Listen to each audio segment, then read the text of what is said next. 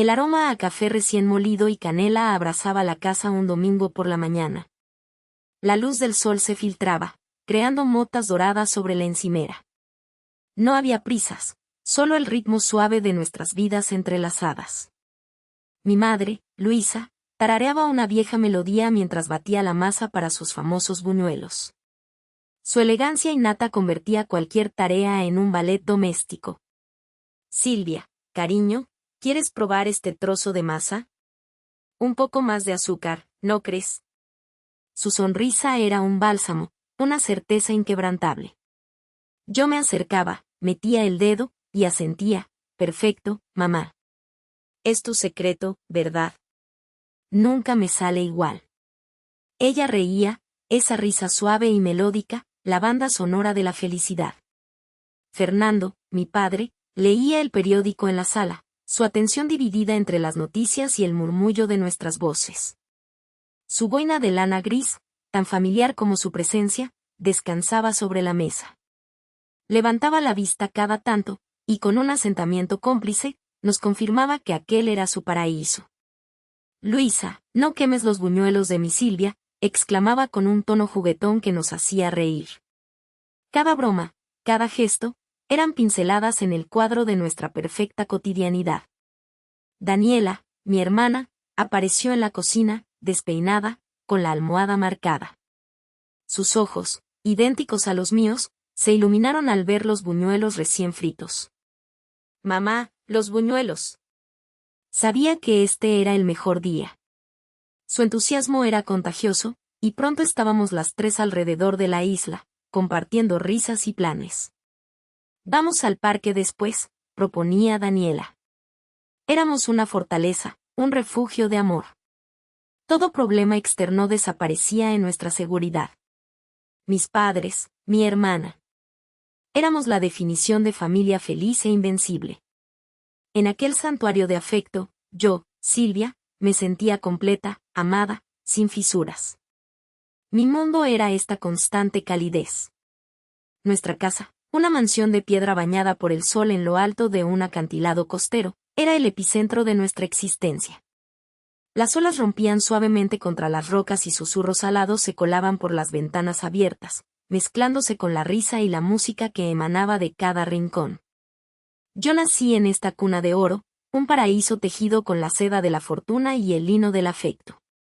Desde que tengo memoria, mi vida fue una sucesión de triunfos y celebraciones silenciosas en el seno de mi familia.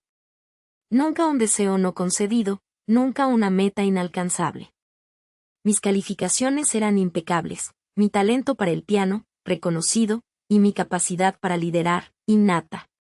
Mis padres, Fernando y Luisa, me veían con un brillo de orgullo que calentaba más que cualquier sol mediterráneo. Nuestra Silvia, decía papá, no hay nada que esta niña no pueda lograr. Y yo lo creía, porque en sus ojos, en sus palabras, era la verdad absoluta. Daniela, mi hermana menor, era el diamante más delicado de nuestra corona familiar.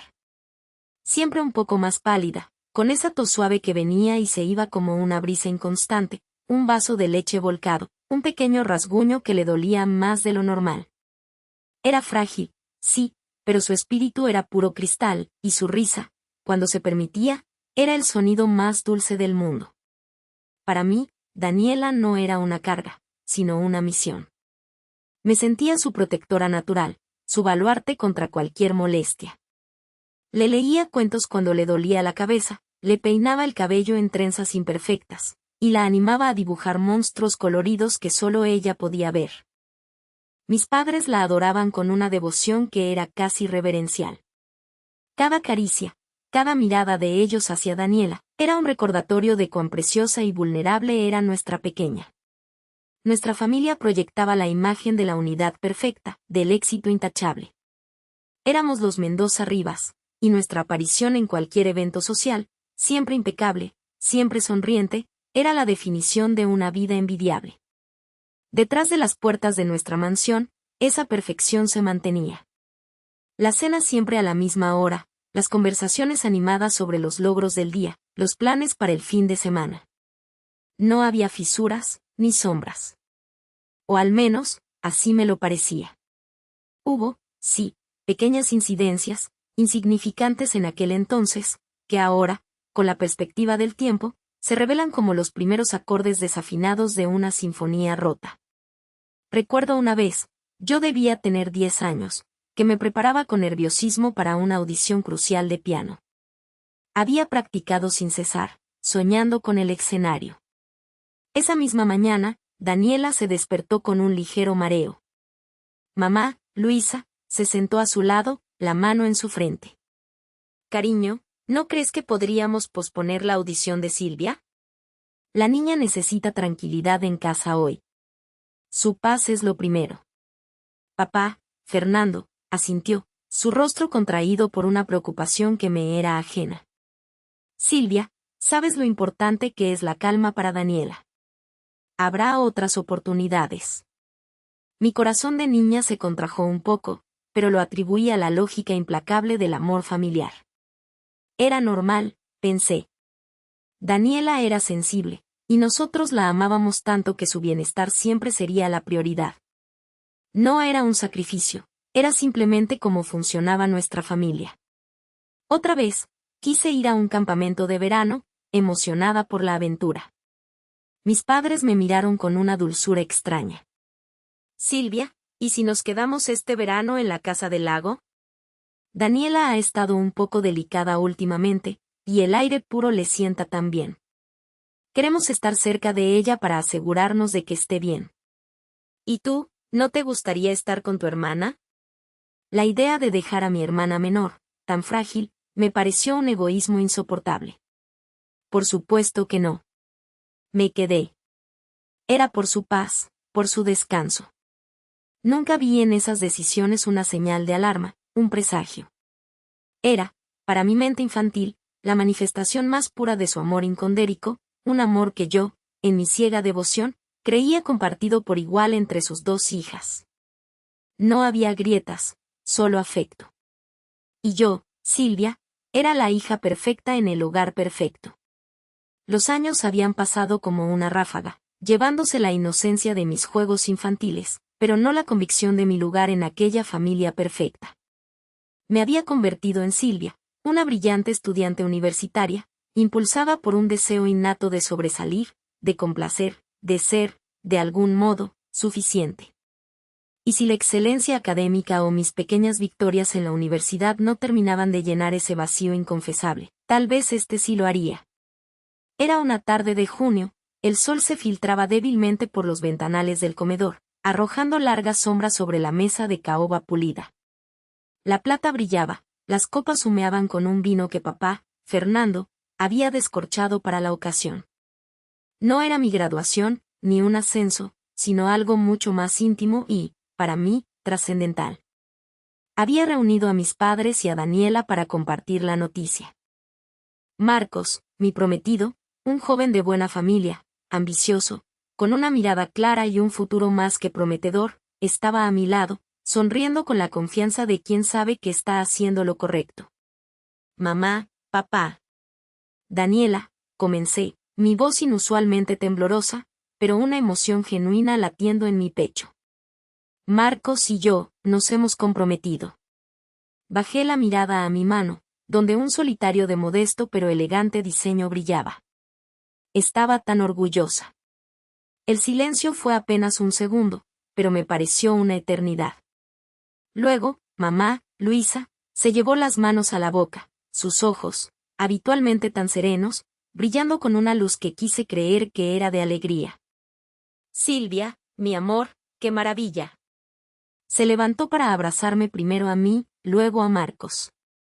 Papá, un poco más contenido, se puso de pie para estrechar la mano de Marcos y darme un torpe abrazo. Enhorabuena, hija. Es una gran noticia. Marcos, eres afortunado. Las palabras eran las correctas, la sonrisa en sus labios, también.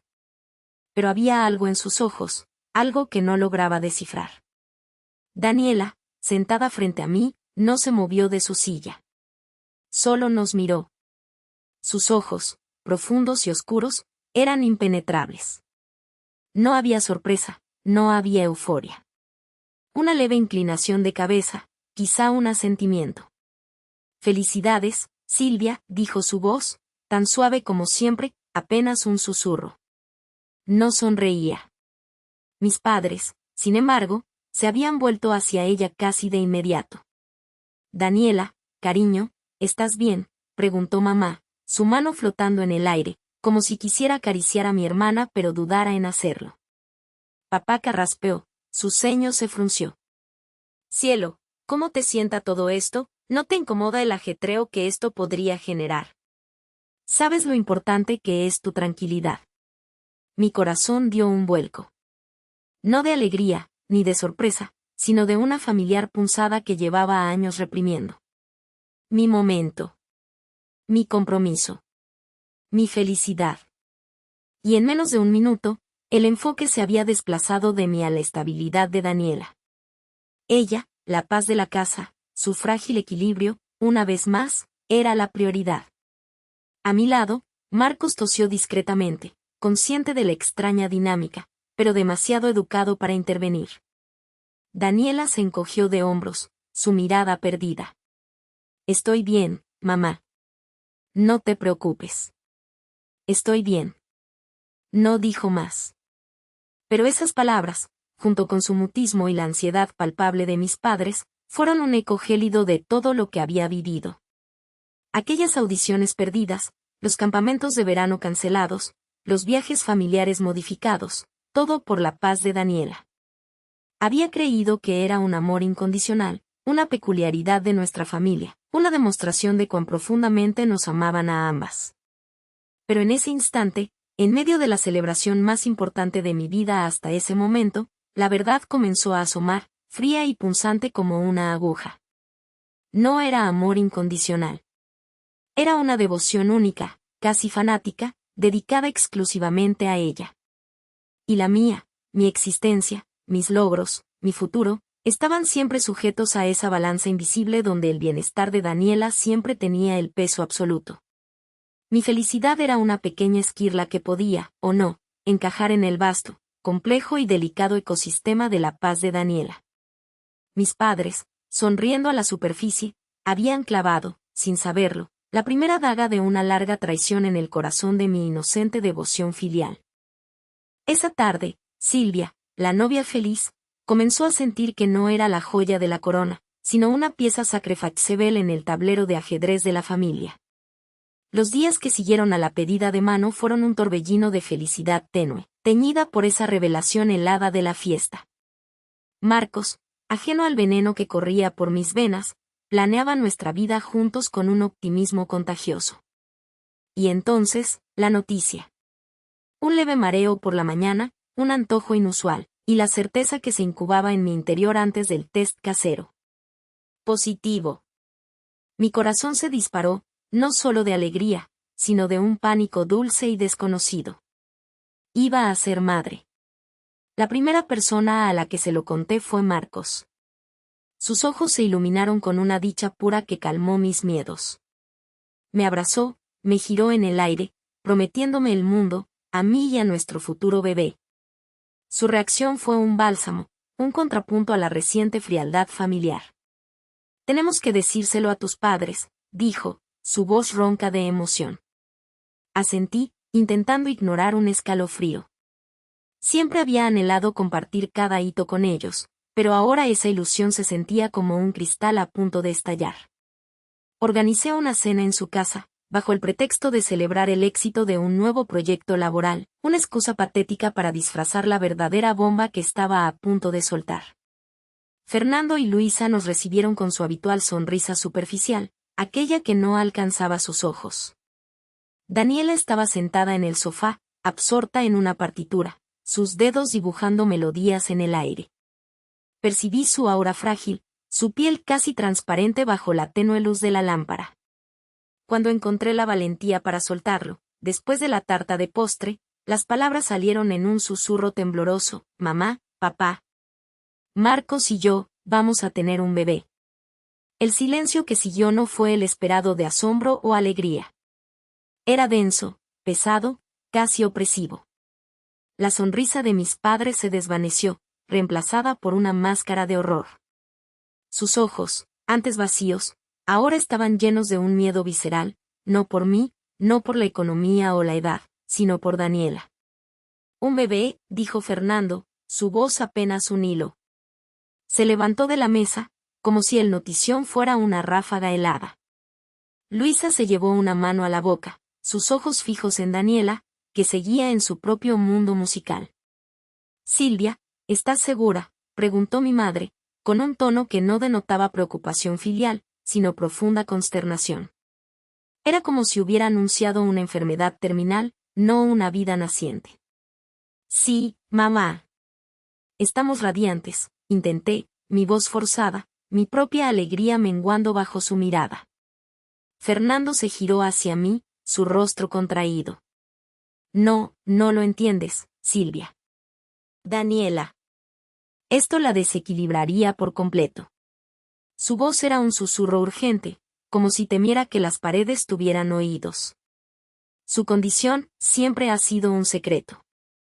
Nadie más lo sabe. Su sinestesia, esa que la hace un genio musical, también la hace increíblemente sensible a cualquier cambio. Un bebé, Silvia.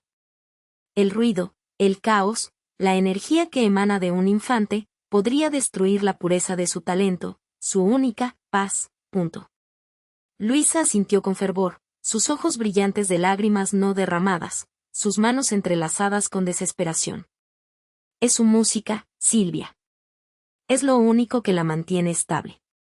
Un nuevo ser en la familia alteraría su mundo. No podemos arriesgarnos. No a estas alturas. Mi corazón se encogió hasta doler. Mi hijo, no nacido, ya era una amenaza. ¿Una perturbación? La paz de Daniela, esa excusa omnipresente que había regido mi vida, ahora se extendía hasta la generación venidera. Mi felicidad, mis logros, mi futuro de esposa y madre, todo era un riesgo para Daniela. Daniela, la intocable, la frágil, la que debía ser preservada a toda costa. Miré a Marcos, que, aunque visiblemente incómodo, me ofreció una mano reconfortante bajo la mesa. Intenté responder, pero las palabras se ahogaron en mi garganta. Ya no eran solo mi vida y mis sueños los que estaban a merced de su obsesión. Era la vida de mi hijo, su futuro, su misma existencia. En sus ojos, mi embarazo no era una celebración, era un problema, una catástrofe inminente. La traición, que había asomado como una aguja hace poco, ahora se clavaba como una espada. Suplicaban silencio, no de mi boca, sino de mi vida, de mi ser más íntimo. Y en ese instante, supe que el juego había cambiado, y que yo ya no estaba dispuesta a ser una pieza sacrificable. La desesperación se transformó en un frío y cortante filo, preparando el camino para lo que vendría. Las contracciones llegaron con una ferocidad que eclipsaba cualquier dolor que hubiera conocido. No eran los pellizcos distantes, eran olas que me desgarraban por dentro, una cada pocos minutos, prometiendo el fin y el principio a la vez. No había podido localizar a Marcos, su teléfono solo daba señal de apagado. En mi desesperación y el creciente pánico, recurrí a quienes se suponía que eran mi refugio. Mis padres. Fernando, con su rostro impasible, había cargado mi maleta en el maletero del coche familiar, mientras Luisa, aparentando una calma que no sentía, trataba de calmarme con respiraciones profundas. Tranquila, hija. Ya vamos al hospital, me decía, su propia voz temblando ligeramente. Me aferré a esas palabras como un náufrago a un trozo de madera. El viaje comenzó con la ruta habitual, la que yo conocía de memoria hacia el hospital central. Pero después de unos 15 minutos, Fernando tomó un desvío inesperado. Papá, ¿qué haces? No es por aquí, logré balbucear entre dos contracciones, el sudor frío empapando mi frente. Mis dedos se clavaban en el asiento, tratando de anclarme a la realidad. Luisa apenas se atrevió a mirarme. Es un atajo, Silvia. Hay mucho tráfico a esta hora. Fernando conoce un camino más rápido. Su voz sonaba extraña, forzada. Una punzada de inquietud atravesó mi mente nublada por el dolor, pero cada vez que intentaba procesar la anomalía, una nueva ola de contracciones me devoraba por completo, robándome el aliento y la capacidad de pensar con claridad. El atajo nos llevó por carreteras cada vez más desoladas. Las luces de la ciudad se fueron desvaneciendo en el horizonte, reemplazadas por la oscuridad impenetrable del campo. El silencio dentro del coche se hizo pesado, solo interrumpido por mis gemidos de dolor y el zumbido del motor. El aire se volvió frío, y el paisaje, hostil. No había casas, ni farolas, solo la silueta indistinta de los árboles bajo la luna. Finalmente, el coche se detuvo. No en un hospital, ni siquiera en una gasolinera. Nos encontrábamos en medio de la nada. Una carretera angosta, rodeada de arbustos y la oscuridad más densa que jamás había visto. El viento aullaba suavemente al pasar las ventanas. ¿Qué pasa?, pregunté, con la voz apenas un susurro, mi cuerpo tembloroso por la mezcla de frío, dolor y un terror incipiente. Fernando apagó el motor, y el silencio sepulcral se tragó la noche. Luisa se giró hacia mí, su rostro bañado por las pálidas luces del tablero. En sus ojos, no vi preocupación, sino una resolución fría, casi ajena. Silvia, comenzó, su voz monótona, hemos hablado de esto. Tu embarazo, el bebé, va a alterarlo todo. ¿Alterar qué? Estoy de parto, mamá, necesito ir a un hospital, jadeé, una contracción particularmente brutal doblándome hacia adelante. Fernando, inmutable, se aclaró la garganta. El bebé y su nacimiento alterarán la paz de Daniela para siempre, poniendo en riesgo el futuro de su don. Entiende, Silvia. Lo hemos pensado a fondo. Mis ojos se abrieron como platos. ¿Era esto una broma cruel? ¿Un delirio por el dolor? Es mi hijo, ¿de qué están hablando? Están locos. Luisa colocó en mi regazo una pequeña bolsa de tela. Era áspera al tacto. Aquí tienes algo de dinero y una manta.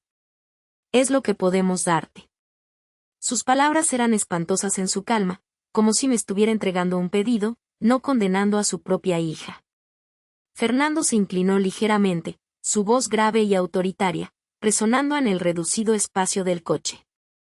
Si regresas, Silvia, si apareces con ese niño, arruinarás la única oportunidad que Daniela tiene de llevar una vida normal y desarrollar su genio sin distracciones. Será tu responsabilidad.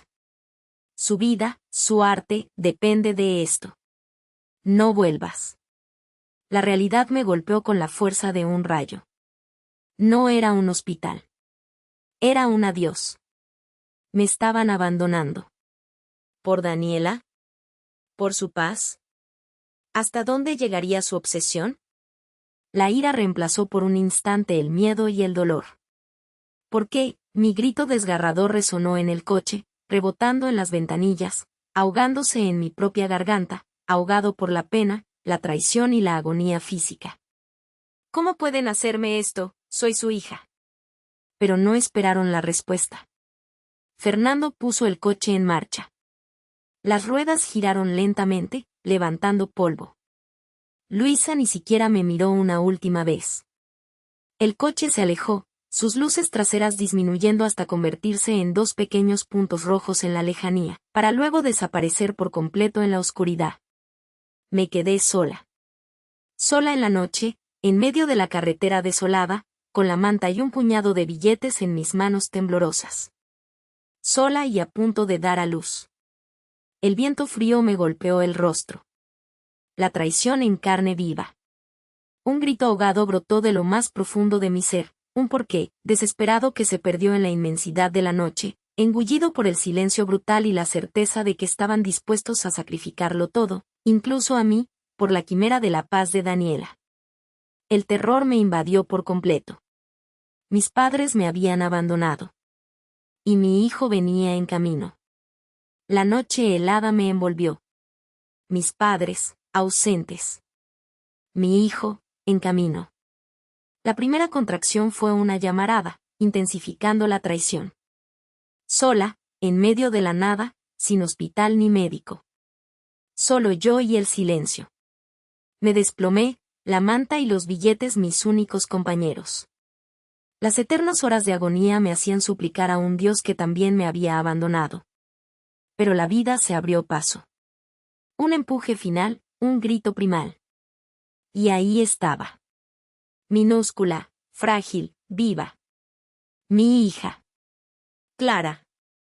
Sus lloros, débiles, rompieron el hechizo. La abracé, su calor una chispa de amor en mi abismo. Por Clara, tenía que sobrevivir. El frío y la debilidad me vencían. Entonces, una luz, un camión. Una mole se detuvo. Bajó un hombre corpulento, don Ricardo, rostro curtido, ojos preocupados. Por Dios, muchacha, ¿qué hace aquí, sola? Su voz grave. Apenas pude articular. Mis padres, me dejaron, el bebé acaba de nacer. Don Ricardo se arrodilló, su expresión se suavizó al ver a Clara. Pobrecita. Arriba. A la clínica. Me ayudó con delicadeza, cargó a Clara. El calor de la cabina fue un bálsamo. Condujo en silencio, ofreciéndome agua y galleta. Su presencia ruda, un ancla. Llegamos a la clínica, donde nos atendieron, salvando nuestras vidas. Los días allí fueron de recuperación, pero contactar a Marcos me consumía. Mis padres no le habrían dicho nada. Con el teléfono en mano, la esperanza me hacía temblar. Marcos, mi voz, un susurro. El silencio opresivo. Elena. ¿Eres tú? ¿Dónde has estado? Mis padres me contaron cosas. Mi garganta se cerró. Marcos, estoy en una clínica. Mis padres me abandonaron. Di a luz a nuestra hija, Clara. Necesito que vengas. Otro silencio. Más largo. Pesado. Su voz, fría, distante, irreconocible. Mis padres me han explicado la situación, Elena. Esto no puede ser. Hay rumores. Problemas. No puedo permitir que afecten mi familia, mi futuro. Lo siento, pero esto se acabó. Ya no te conozco. Cada palabra, un puñal. El mundo se desmoronó. La doble traición. Marcos, el padre de mi hija, me había rechazado por rumores, por su futuro. Un clic brutal cortó la llamada. Caí en la cama, lágrimas fluyendo. La desesperación me envolvió. Sola. Mi hija, mi único consuelo.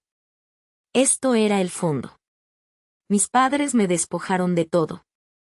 Marcos completó la destrucción. El silencio era ensordecedor. Pero al mirar a Clara, algo nuevo, duro y frío, germinó en mí. Una promesa. No me rendiría. Y no los perdonaría. El alta de la clínica fue una condena de libertad. Dejé atrás esa relativa seguridad con Clara en mis brazos, sin dinero, sin rumbo. La gran ciudad, antes idealizada, se cernió como un monstruo indiferente. Mis padres, Fernando y Luisa, se habían asegurado de mi deshonra. La historia de mi desaparición por problemas de salud mental o mi vida promiscua se había propagado. Los pocos contactos que intenté, amistades que creí sólidas, se desvanecieron al instante. Lo siento, Elena, o necesitas ayuda, eran las respuestas recurrentes, cada vez más frías. Apoyo social o financiero, inexistente. Estaba sola. La búsqueda de vivienda y empleo fue una pesadilla. Con Clara a cuestas, cada puerta se cerraba. ¿Y la bebé? ¿Quién la cuidará? Las preguntas se clavaban. Terminamos en un barrio periférico, un apartamento diminuto y vetusto, humedad, olor a encierro, ratas y vecinos ruidosos robándome el poco sueño. Clara, ajena a mi cruel mundo, dormía a mi lado, su aliento mi único ancla. Encontré trabajos, sí, pero no los que había soñado. Limpiaba oficinas por la noche, fregando pisos. Manos agrietadas, espalda doliendo. Por las mañanas, cuando Clara dormía, trabajaba en la cocina de un restaurante, pelando patatas o lavando platos. Más rápido, Elena, gruñía el chef. La miseria apenas alcanzaba para la leche de Clara y el alquiler. Comía sobras o me saltaba comidas. El hambre se volvió una vieja conocida. Cada madrugada, arrastrándome de la cama para otro día de lucha, miraba el rostro angelical de Clara. Ella era mi motor, mi única razón. La oscuridad del abandono de mis padres y la traición de Marcos se transformó en una rabia silenciosa, helada. No había espacio para la piedad. Solo la necesidad de sobrevivir y de convertirme en alguien que jamás pudieran ignorar. El deseo de venganza, antes un susurro, crecía con cada gota de sudor, con cada noche de frío y miedo. Ellos habían elegido su paz en mi sufrimiento. Yo elegiría mi guerra, cueste lo que cueste. Y Clara sería mi bandera, mi razón. Mis días transcurrían en un ciclo agotador de trabajo y supervivencia, mis manos siempre ásperas, mi espalda un nudo constante de dolor. Clara, mi pequeña Clara, era la única luz en la oscuridad del apartamento minúsculo. Pero incluso esa luz no podía disipar la helada niebla de resentimiento que me envolvía. Había oído rumores, chismes de aquí y allá sobre las vidas inmaculadas de los grandes de la ciudad. El nombre de mis padres, Fernando y Luisa, resonaba con adjetivos rimbombantes, filántropos, pilares de la sociedad, ejemplos de virtud. Sabía que se acercaba la gala benéfica anual del hospital, un evento al que siempre asistían, adornados con la más falsa de las sonrisas. Una noche, mientras fregaba suelos en el centro, vi una foto en la sección de sociedad de un periódico olvidado. Ahí estaban. Fernando, imponente en su smoking, y Luisa, radiante con un vestido de seda. A su lado, Daniela, mi hermana, sonriendo con una copa de champán, su éxito en alguna exposición de arte local celebrado como un milagro. Su felicidad, su burbuja perfecta, era un puñetazo en el estómago. La imagen se grabó a fuego en mi mente, un recordatorio cruel de lo que me habían arrebatado. Y algo se rompió dentro de mí.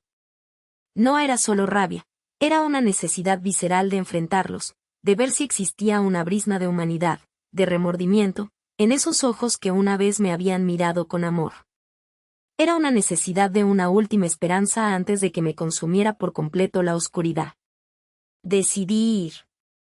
Esa noche laboré más rápido, mi cuerpo moviéndose con una voluntad férrea. Fui a casa, me duché con agua fría para quitarme el olor a lejía, y me puse lo mejor que tenía, un vestido viejo y sencillo que había tenido que remendar 1000 veces. Dejé a Clara con una vecina, una anciana amable que a veces me ayudaba, aunque mi orgullo se retorcía al pedir favores. Tomé el autobús al centro, el contraste entre mi realidad deshilachada y el brillo de la noche volviéndose cada vez más doloroso. La entrada al lugar de la gala era un torbellino de lujo, coches relucientes, destellos de cámaras, risas cristalinas y perfumes caros. Me quedé en la periferia, una sombra entre luces. Los vi pronto. Fernando y Luisa, conversando animadamente con otros magnates, sus risas vacías resonando en el aire. Se veían inalcanzables, casi irreales. Mi corazón latía desbocado, un tambor de miedo y determinación. Daniela estaba cerca, hablando animadamente con un grupo, riendo. Era la imagen de la plenitud que me habían negado. Mi cuerpo se movió antes de que mi mente pudiera detenerlo. Avancé, lenta al principio, luego con una prisa desesperada, abriéndome paso entre asistentes que me miraban con desdén. «Mamá». «Papá», mi voz era un susurro roto, casi inaudible en el bullicio, pero cargado de toda la súplica que me quedaba. Luisa se giró primero. Sus ojos, antes cálidos, se convirtieron en témpanos de hielo. Una mueca de desprecio se dibujó en sus labios perfectamente maquillados. De reojo, la vi susurrar algo a un guardia de seguridad cercano, indicando discretamente en mi dirección. «Es una loca», creí escuchar. Su voz un murmullo venenoso, está creando un escándalo. Fernando se volteó, su rostro un estudio de frialdad y disgusto. Sus ojos se posaron en mí, pero no había reconocimiento, solo una vacía aversión. «Disculpe, señorita, no creo que haya una razón para que esté aquí. No la conozco».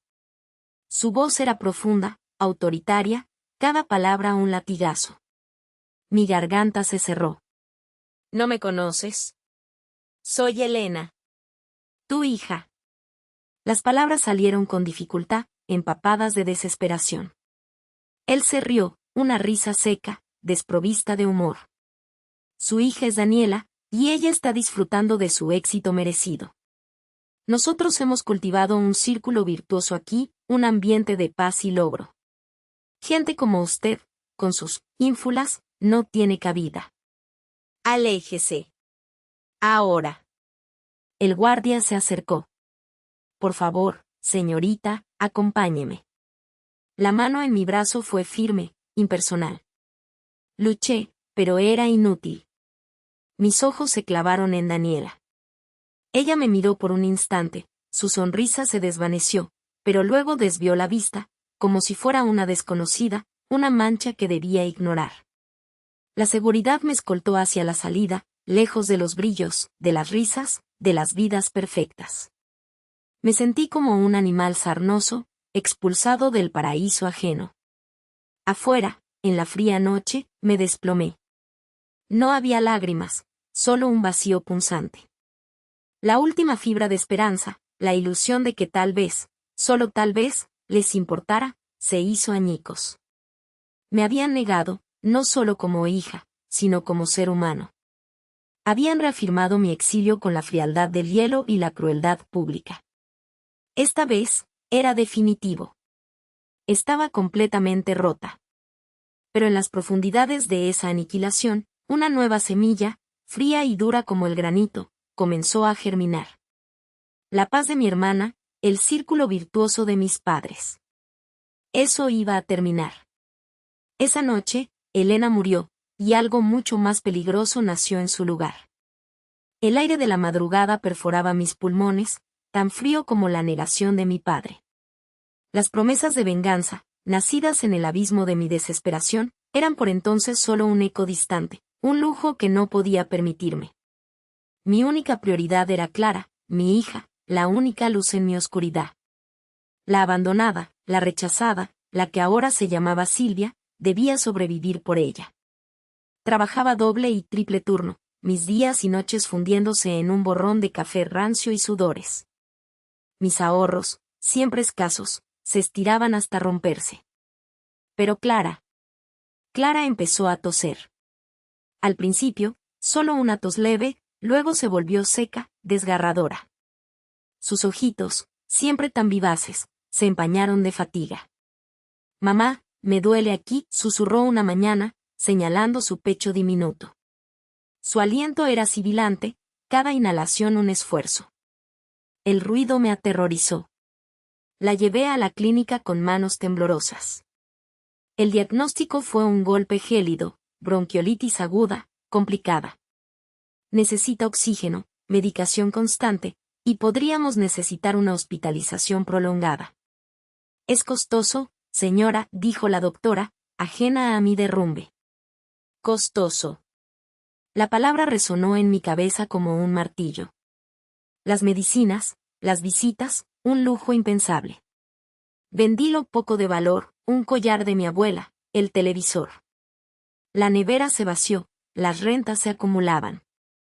Dormía en el sofá, para estar cerca de la cama de Clara, escuchando cada tos, cada respiración ruidosa. Mi corazón gemía con cada sibilancia. No te preocupes, mi amor, susurraba, apretándola contra mí, aunque mi miedo era un gigante que me aplastaba. Vas a estar bien, ¿verdad? La pregunta era un ruego silencioso al universo. Los días se convirtieron en un infierno de deudas, insomnio y la angustia constante de ver a mi hija sufrir. Dejé de hablar con la poca gente que conocía. ¿Cómo explicar este pozo sin fondo? Eduardo, mi único amigo, intentó ayudar. Silvia, por favor, déjame prestarte algo, me dijo, con esa mirada compasiva que me dolía más que un insulto. No, Eduardo. Ya te debo demasiado. No podía arrastrarlo al precipicio. Estaba sola. Completamente sola. Una noche, Clara tuvo una crisis. Su carita se puso azul, su respiración se detuvo. Corrí con ella en mis brazos por las calles mojadas, el pánico devorándome. En la sala de emergencias, mientras los médicos la atendían, me desplomé en una silla de plástico.